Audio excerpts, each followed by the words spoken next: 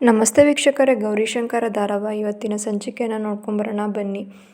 ಅದಕ್ಕೂ ಮುಂಚೆ ನಮ್ಮ ಚಾನಲ್ನ ಸಬ್ಸ್ಕ್ರೈಬ್ನ ಮಾಡ್ಕೊಳ್ಳಿ. ವೀಕ್ಷಕರೇ, ಶಂಕರ ನಿಂತ್ಕೊಂಡಿರ್ತಾನೆ.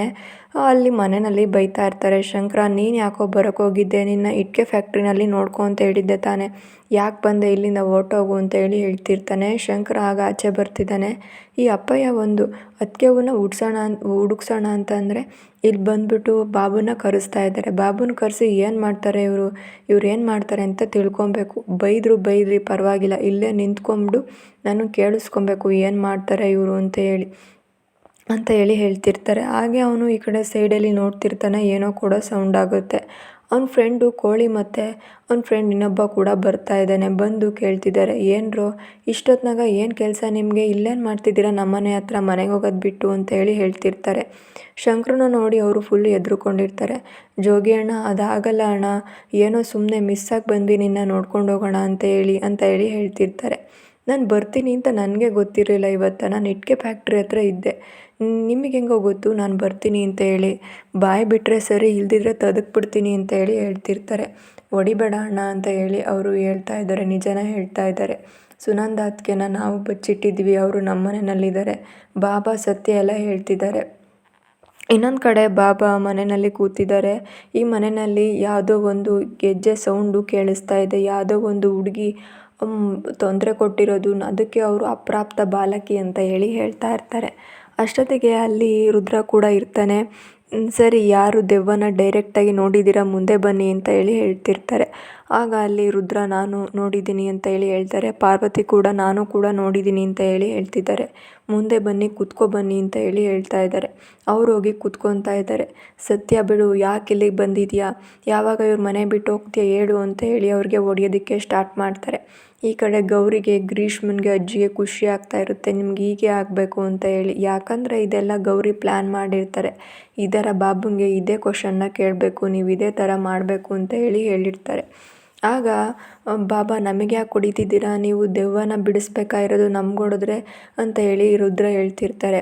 ಆ ದೆವ್ವನ ಯಾರಿಗೂ ಕಾಣಿಸ್ತಾ ಇರೋ ದೆವ್ವ ನಿಮಗೆ ಯಾಕೆ ಕಾಣಿಸ್ತಾ ಇದೆ, ಯಾರ ಹತ್ರನೂ ಕೂಡ ಹೋಗ್ದಿರೋ ದೆವ್ವ ನಿಮ್ಮನ್ನು ಯಾಕೆ ಹುಡ್ಕೊಂಬರ್ತಾ ಇದೆ, ಸತ್ಯ ಹೇಳು ಅಂತ ಕೇಳ್ತಾ ಇರ್ತಾರೆ. ರುದ್ರನ್ಗೆ ಹೊಡೆಯೋ ಏಟು ತಡ್ಕೊಳಕ್ಕಾಗದೆ ಅವನು ಸತ್ಯ ಹೇಳ್ತಾ ಇರ್ತಾನೆ.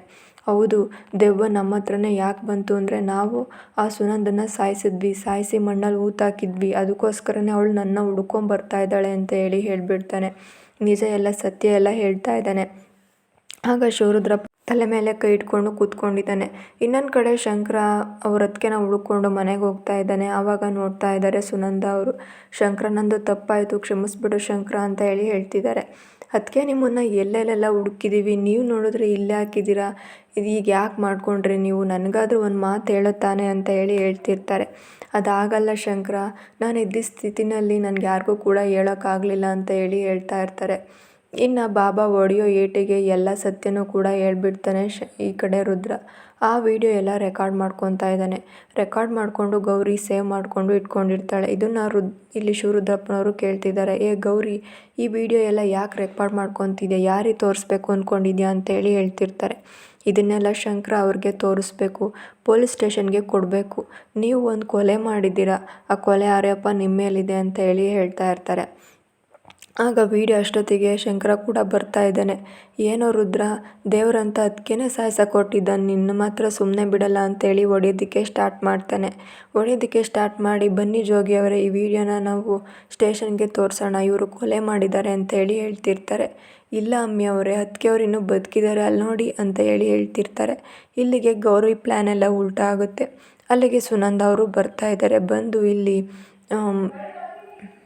ಎಲ್ಲರ ಮುಂದೆ ಏನೇನು ನಡೆದಿದೆ ಅಂತ ಹೇಳ್ತಾ ಇದ್ದಾರೆ. ಅವತ್ತು ನನ್ನನ್ನು ಮಣ್ಣಲ್ಲಿ ಹಾಕಿ ಹೂತಾಕೋದಕ್ಕೆ ಹೊರಟಿದ್ದು, ಅಷ್ಟರಲ್ಲಿ ನನಗೆ ಗೌರವ ದೇವರ ಥರ ಬಂದು ನನ್ನನ್ನು ಕಾಪಾಡೇಳು, ಇವರು ನನಗೆ ಏನೇನೆಲ್ಲ ಟಾರ್ಚರ್ ಕೊಟ್ಟರು ಅಂತ ಹೇಳೋದಕ್ಕೆ ಸ್ಟಾರ್ಟ್ ಮಾಡ್ತಾ ಇದ್ದಾಳೆ ಗೌರಿ. ಮತ್ತು ಇದನ್ನೆಲ್ಲ ಶಂಕರ ಕೇಳಿಸ್ಕೊಂಡು, ನೀವೆಲ್ಲ ಮನುಷ್ಯರಲ್ಲ, ನಿಮಗೆ ನಮ್ಮ ಮಮ್ಮಿಯವರು ಹೇಳಿದ್ದೆ ಸರಿ, ನಿಮ್ಮನ್ನೆಲ್ಲ ಪೊಲೀಸ್ ಸ್ಟೇಷನ್ಗೆ ಕೊಡಬೇಕು ಅಂತ ಹೇಳ್ತಿರ್ತಾರೆ. ಶಂಕರ, ಹಾಗೆಲ್ಲ ಮಾಡಬೇಡ ಶಂಕರ, ಏನೋ ತಪ್ಪಾಯಿತು, ಕ್ಷಮಿಸ್ಬಿಡು ನಮ್ಮನ್ನು, ಏನೋ ತಪ್ಪು ಮಾಡಿಬಿಟ್ವಿ ಅಂತ ಪಾರ್ವತಿಯವರು ಹೇಳ್ತಿರ್ತಾರೆ. ಅದೇ ರೀತಿ ರುದ್ರ ಕೂಡ, ಹೌದು ಕಣೋ, ನಿಮ್ಮ ಅಣ್ಣ ಅಲ್ವಾ, ನನ್ನ ಕ್ಷಮಿಸ್ಬಿಡು ಅಂತ ಹೇಳ್ತಾ ಇರ್ತಾರೆ. ಹೀಗೆ ಅವರೆಲ್ಲರೂ ಕೂಡ ರಿಕ್ವೆಸ್ಟ್ ಮಾಡಿರೂ ಕೂಡ ಶಂಕರ ಬಿಡ್ತಾ ಇರಲ್ಲ. ಇಲ್ಲ, ನಿಮ್ಮನ್ನು ಕ್ಷಮಿಸಬಾರ್ದು ಅಂತ ಹೇಳ್ತಾ ಇದ್ದೇನೆ. ಇಲ್ಲಿಗೆ ಈ ಸಂಚಿಕೆ ಮುಕ್ತಾಯ.